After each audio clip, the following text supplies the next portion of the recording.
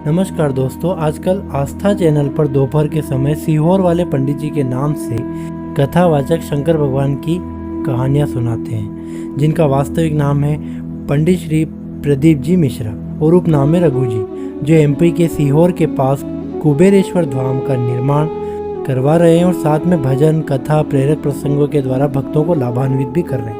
केवल 41 वर्षीय पंडित जी में ऐसी क्या बात है कि जल्दी उन्होंने अपनी शोहरत इतनी आगे बढ़ा ली। फेसबुक, यूट्यूब, इंस्टाग्राम पे इनके लाखों सब्सक्राइबर है, फॉलोवर्स है। साथ ही आस्था चैनल, संस्कार चैनल और लोग लाइव पंडाल और आश्रम में जाकर इन्हें देख रहे हैं, सुन रहे हैं, इनके दर्शन कर रहे हैं। ऐसी बात भी नहीं है कि भारत में साधु संतों की कमी है। एक से एक भजन गायक, बड़े बड़े पारंगत आश्रम वाले, बड़े बड़े मंत्रों को उच्चारण करने वाले, देश विदेश में पहचान बनाने वाले, चमत्कार रखने वाले कई साधु संत हमारे देश में है। मध्य प्रदेश के उज्जैन में ऑलरेडी महाकाल तथा ओंकारेश्वर मंदिर होते हुए, इन दो ज्योतिर्लिंगों के होते हुए भी सीहोर वाले पंडित जी ने ऐसा क्या किया है कि लोग महाकाल आते हैं या ओंकारेश्वर आते हैं तो उनके यहाँ पे भी जाते हैं, उनके दर्शन भी करते हैं। उन्हीं की इन बातों पे आइए आज विचार करते हैं। इनकी पहली और सबसे अच्छी विशेषता ये है कि अपने परिवार को साथ में लेके चलते हैं, चाहे इनके भाई हो, इनकी भार्या हो, इनके दोनों बच्चे राघव या माधव हो, या इनका भांजा समीर जो कि पूरा डिजिटल वर्क संभालता है। इन सभी को ये साथ में लेकर चलते हैं। बड़े बड़े इवेंट में हमें ये देखने को भी मिलते हैं। जबकि दूसरी ओर कई लोग बिजनेस के रूप में भक्ति को बढ़ावा दे रहे हैं, अपने आप परिवार को और अपनी पहचान को छिपाते हैं। लोग इनके पास खींचे चले आते हैं, लेकिन जब इनकी सच्चाई सबके सामने आती है तो विश्वास उठता है इनसे, इनके जैसे साधुओं से, अपने धर्म से, मंदिरों से, मस्जिदों से। ये अपने प्रवचन और अपनी कथाओं में कई बार कहते भी हैं कि असली सन्यासी वह नहीं जो सब कुछ छोड़ के सन्यास ले ले। असली भक्त, असली सन्यासी तो वो है जो परिवार और समाज के बीच में रहकर वो खुद को भी संभाले, नियमों का पालन भी रखे और अपने परिवार और अपने समाज को भी आगे बढ़ाए।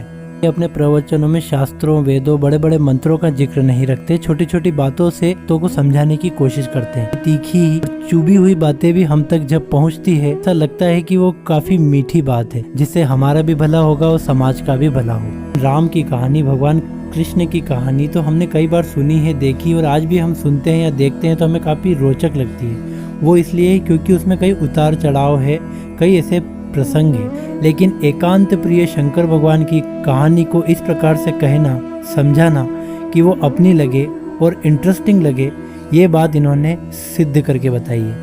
आपके घर की बीमारी हो और घर की परेशानियां हो, कोई काम सिद्ध नहीं हो रहा हो, आपको चिंता हो, रात को नींद नहीं आ रही हो, नौकरी नहीं लग रही हो, बिजनेस अच्छा नहीं चल रहा हो, उसके लिए जो उपाय बताते हैं उन उपायों में कितनी सच्चाई है वो तो कोई नहीं जानता।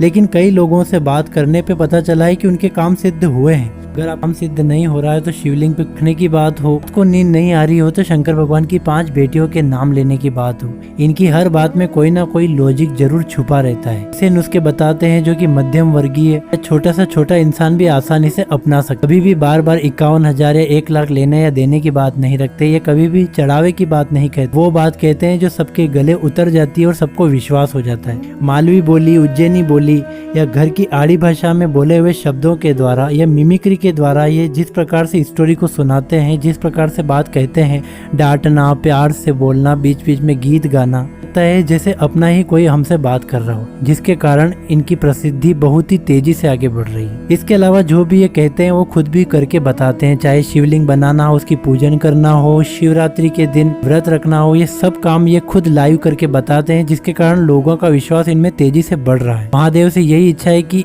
हमेशा ये ऐसे ही समाज सेवा करते रहे, लोगों के अंदर विश्वास भरते रहे, चाहे इनके नुस्खे कई भी कारगर हो या ना हो, लेकिन कहीं ना कहीं साइकोलॉजिकली या कॉन्फिडेंस बढ़ाने में वो हेल्प देते हैं, इसके कारण लोग इन्हें मानना शुरू हो गए हैं। आपके साथ भी कुछ ऐसा हुआ हो या आपको इनकी कोई अच्छी बात बहुत ही अच्छी लगती है, कमेंट्स में जरूर लिखिएगा। इनकी सारी बातों को, इनके नुस्खों को या इनके द्वारा बताई गई कथाओं को सुनने के लिए मेरे इस चैनल को सब्सक्राइब कीजिएगा। मैं भी आपके पास का नीमच मंदसौर का ही हूँ। धन्यवाद।